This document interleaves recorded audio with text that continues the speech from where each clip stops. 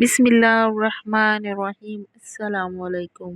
آج کی کہانی کا عنوان ہے قصہ درویش، سپاہیوں اور شہزادی کا۔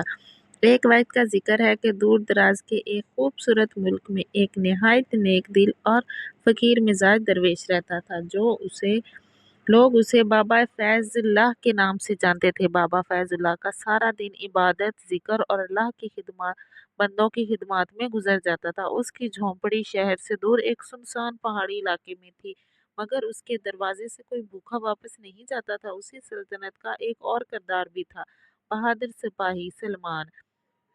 سلمان نہایت دلیر، ایماندار اور فرض شناس نوجوان تھا۔ ہر جنگ میں آگے ہوتا، مگر دولت، شہرت اور عزت کا کوئی لالچ نہ رکھتا۔ بادشاہ خود بھی سلمان کی عزت کرتا اور اکثر کہتا رہتا، اگر میرے پاس 10 ایسے سپاہی ہوں تو میں دنیا کی کوئی بھی جنگ جیت سکتا ہوں۔ ایک دن بادشاہ نے محل میں اعلان کروایا کہ بادشاہ کی اکلوتی بیٹی شہزادی زینب بیمار ہو گئی ہے۔ سلطنت بھر کے حکیموں، طبیبوں اور جادوگروں نے ہر طرح کی کوشش کر لی، مگر شہزادی کی بیماری بڑھتی ہی چلی جا رہی ہے۔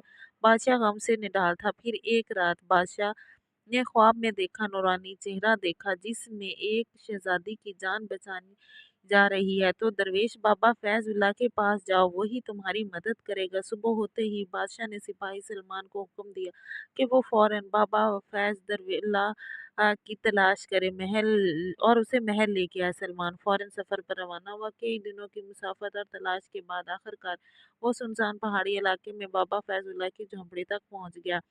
سلمان نے بابا فیض اللہ کو سارا ماجرا سنایا اور کہا، بابا جی، بادشاہ سلامت نے آپ کو مدد کے لیے پکارا ہے، برائے کرم آپ میرے ساتھ چلیں۔ بابا فیض اللہ مسکرا کر بولے، بیٹا، درویشوں کا دنیا و شان و شوکت سے کیا تعلق، مگر اگر کسی مظلوم کی مدد کا مقصد ہو تو درویش اپنی جھونپڑی بھی قربان کر دیتا ہے۔ چلو، اللہ کی رضا کے لیے میں تمہارے ساتھ چلتا ہوں۔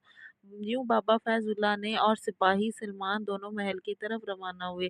جب دونوں محل پہنچے تو بادشاہ خود دروازے پر استقبال کے لیے آیا۔ بابا فیض اللہ نے قدموں میں جھک کر کہا۔ درویش نے مسکرا کر کہا، بادشاہ سلامت، سر جھکانے کی لیے ضرورت نہیں ہے، سر صرف اللہ کی ذات کے آگے جھکتے ہیں۔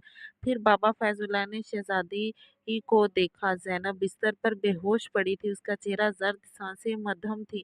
بابا فیض اللہ نے آنکھیں بند کر کے دعا مانگی اور پھر شہزادی کے سر پر ہاتھ پھیرتے ہوئے کہا، اصل بیماری جسم کی نہیں، روح کی ہے، اس پر ایک ظالم جادوگر کا سایہ ہے، اسے ختم کرنے کے لیے ایمان، صبر اور قربانی کی ضرورت ہے۔ سب حیران رہ گئے۔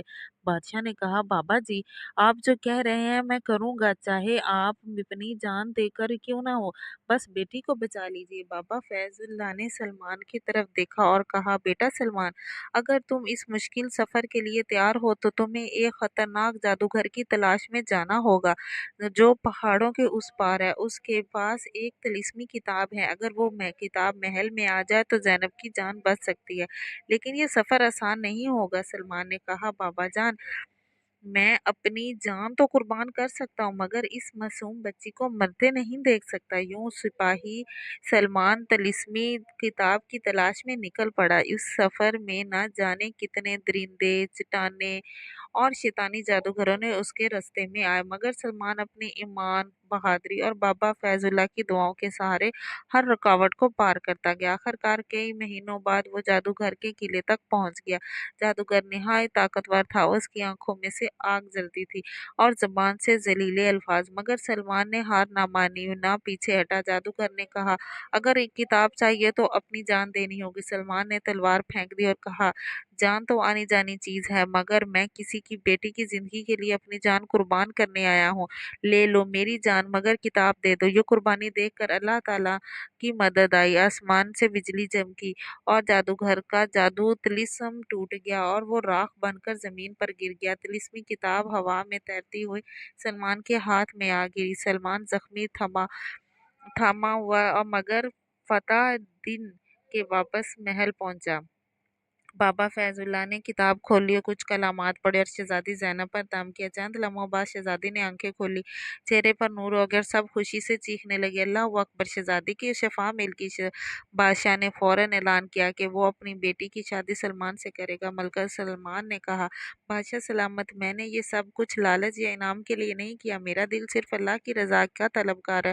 میں اپنی ماں के गांव लौट जाऊंगा। शहजादी ज़ैनब ने भी कहा, एक ऐसा इंसान जो अपनी जान को सिर्फ अल्लाह की रज़ा के लिए कुर्बान करे, उससे बड़ी कोई इज्जत नहीं। मैं भी अपनी ज़िंदगी अल्लाह की इबादत और इंसानों की खिदमत में गुजार दूंगी। बाबा फैजुल्लाह ने कहा, असल दौलत दुनिया की नहीं, दिल की है, और जिस दिल में अल्लाह का नूर आ जाए वही दिल का सबसे अमीर इंसान है। यूं ये किस्सा ख़त्म हुआ, मगर उसकी खुशबू हमेशा बाकी रही। सलमान एक मिसाल बन गया बहादुरी, कुर्बानी और ईमान का। शहजादी ज़ैनब इंसानियत की खदमा बन गई, और बाबा फैजुल्लाह का नाम रहती दुनिया तक इज्जत से लिया जाएगा। सबक कहानी हमें वही देती है जो लालच के बगैर हो। असल शिफा ईमान, दुआ और अल्लाह के जिक्र से है।